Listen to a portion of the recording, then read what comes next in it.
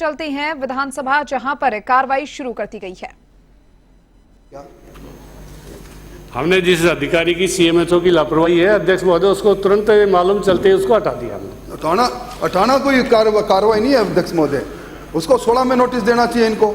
आपने किसी को 16 में नोटिस दिया है क्या? 17 में नोटिस दिया है क्या? नोटिस देने की कार्रवाई प्रक्रियाधीन है। मैंने सवाल के जवाब नहीं कहा अध्यक्ष महोदय, कार्रवाई प्रक्रियाधीन है। अगला प्रश्न कैलाश मीणा, प्रश्न संख्या 448। अध्यक्ष महोदय, खंड 1। जी हाँ, माननीय मुख्यमंत्री महोदय द्वारा वर्ष 2022-23 के बजट में राजस्थान मिलेट प्रोत्साहन मिशन की घोषणा की गई है, जिसके अंतर्गत निम्न कार्यक्रम व गतिविधियां का प्रावधान है। नंबर 1, लघु एवं सीमांत किसानों को उन्नत किस्मों के बीज निःशुल्क, सूक्ष्म पोषक तत्व एवं जैव कीटनाशी किट अनुदानित दर पर वितरण।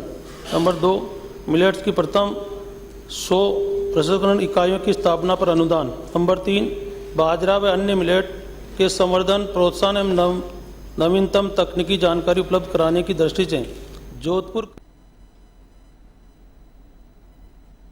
स्थापना। खंड 2।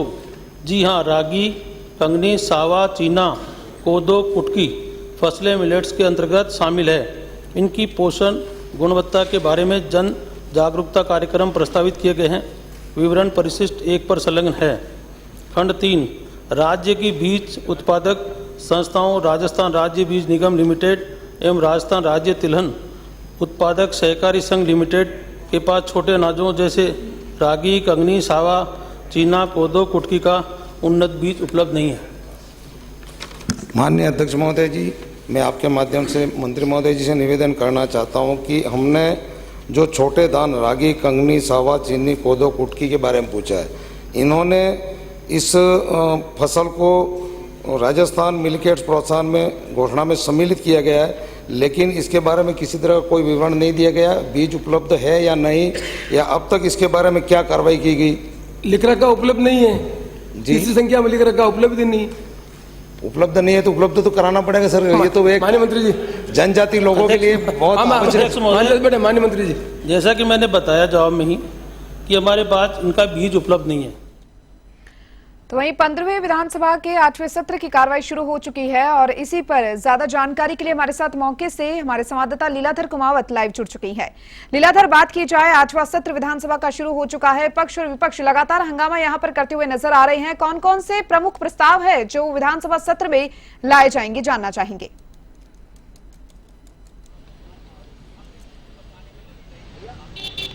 जी दीपिका, बताना चाहूँगा जो विधानसभा की कार्यवाही 11 बजे है वो स्टार्ट हो गई है। अभी जो विधानसभा अध्यक्ष सीपी जोशी भी आ गए हैं, नेता प्रतिपक्ष है राजेंद्र राठौड़ भी है, उपनेता सतीश पूनिया भी है, और यहाँ पर बात करें खाद्य एवं आपूर्ति मंत्री जो प्रताप सिंह खाचरियावास भी है, भाजपा के प्रवक्ता और विधायक रामलाल शर्मा भी है, वासुदेव देवनानी भी है।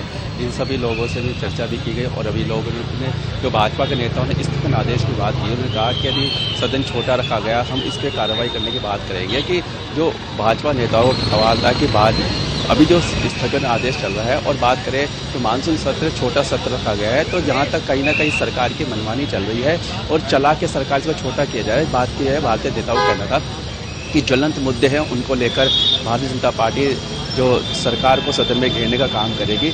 यहाँ तक की बात करें पेपर लीक के मामले को लेकर, जहाँ तक गोपाल केसावत की बात की जाए उसको लेकर भी सवाल प्रश्न की जा रहे हैं कि एसीबी ने जो रिपोर्ट दी है, जहाँ तक बात की जाए जो रिपोर्ट दी है आरपीसी को क्लीन चिट दी है, जहाँ तक उसमें बात की है मंजू शर्मा और सुनीता आर्य के जो व्हाट्सएप फोनिंग की बात ही सामने आ रही है। जहाँ तक बात की जाए इसी के साथ जो हनुमानगढ़ में और जो बाढ़ आ रही है, पंजाब से जो पानी आ रहा है, उसको लेकर भी विधायकों ने भी चिंता बताई है कि हम मुख्यमंत्री से भी इसकी मांग करेंगे कि हमको पीने का शुद्ध पानी मिले और जो बाढ़ के हालात उस पर चर्चा की जाएगी। और साथ ही यहाँ पे आपको बताना चाहूँगा जो प्रदेश की कानून व्यवस्था को लेकर जोधपुर का मामला हो, उसमें जहाँ तक बात की जाए जो कांग्रेस के विधायकों का जो मंत्री कहना था कि उसमें भाजपा के नेताओं का हाथ है, एबीवीपी का नेता है, तो यहीं पे जो रामलाल शर्मा ने भी कहा कि यदि भाजपा के नेता का उसमें खुलासा किया जाए, ऐसा कुछ नहीं है। परंतु जहाँ तक कांग्रेस सरकार को घेरने का काम किया, भारतीय जनता पार्टी सदन में घेरने का काम किया और जो सदन रखा है 5 से 7 दिन का रखा गया है, तो उनका मांग है कि स्थगन आदेश के लिए उन्होंने कहा है कि हम जो प्रश्नकाल रखना चाहेंगे, जो भी विधायक या मंत्री या जो भी सत्ता विपक्ष जो भी क्वेश्चन करना चाहे हम उसका जवाब देंगे और उसका क्वेश्चन का आंसर होना चाहिए। जी दीपिका। जी लीलाधर, जिस तरीके से देखा जा रहा है कि विधानसभा का प्रश्नकाल के साथ यहां पर शुरुआत हुई है और कार्रवाई जो है वो लगातार जारी है। पक्ष और विपक्ष की बात करें तो जो विपक्ष है उसने पूरी तरीके से सरकार को घेरने की तैयारी कर ली है। उसके बारे में क्या कुछ पूरी जानकारी, वो भी आपसे जानना चाहेंगे।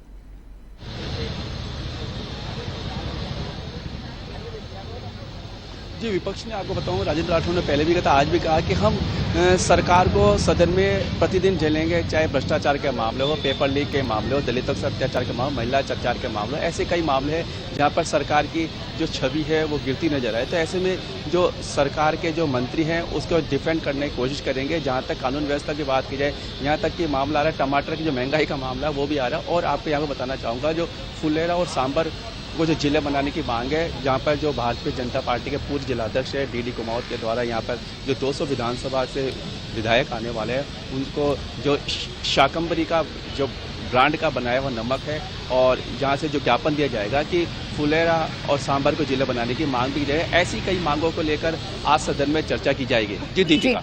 चलिए, बहुत बहुत शुक्रिया आपका लीलाधर, तमाम जानकारी को साझा करने के लिए।